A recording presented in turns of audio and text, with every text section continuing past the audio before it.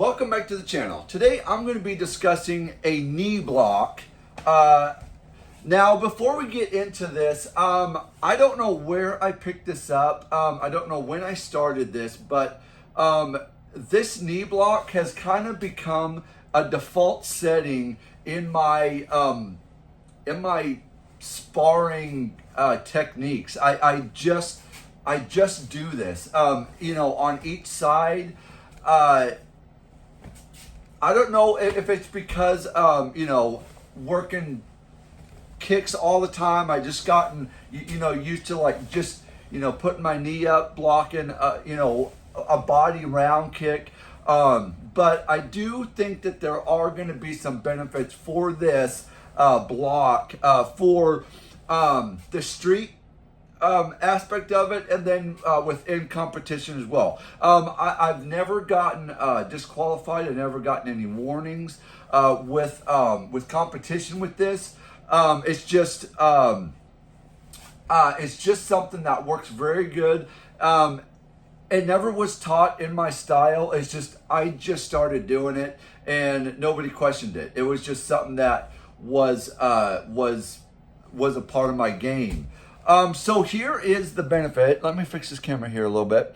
So here is the benefit of this knee block that I've created, or not created, but just kind of been aware of.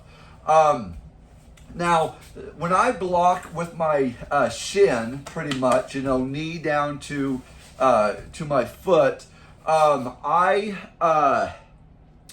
It covers most of, my belt up to my head, because my hand, I can cover my, my head to, midsection here, and then my knee covers everything else. And then, from pretty much the solar plex down to my foot, I can kind of, measure it going up and down. If they do have a low kick, I can, bring it down. If it's a little bit higher, I can kind of, bend down and get a little bit more covered.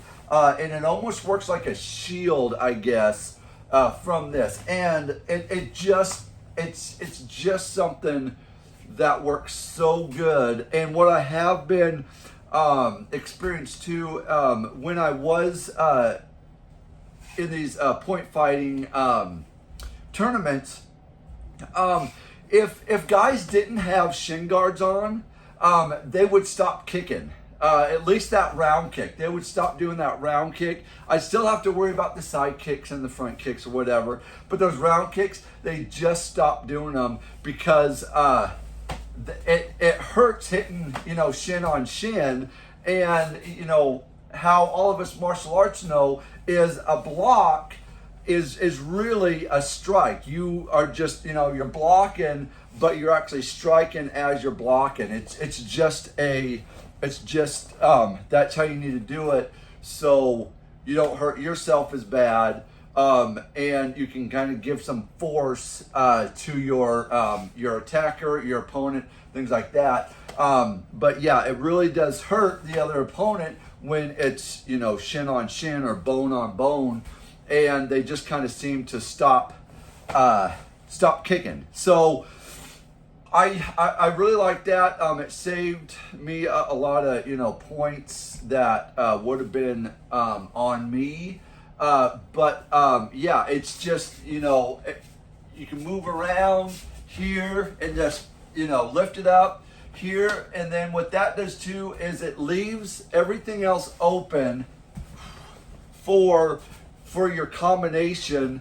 And you can also, I never done this, but you can block and then kick after your block. So I'll do it on my other side. So you can block, and then you can come in with the side kick, come with the round kick, crescent kick, inner, outer. And if you have that skill, you can do that. I always just kind of blocked and just set it down, and then I just did my regular combinations, because that's how I roll with sparring. I do have some techniques that I just go to when I do that. But I was just thinking about that the other day. I was like, man, I really do that a lot, and I haven't really seen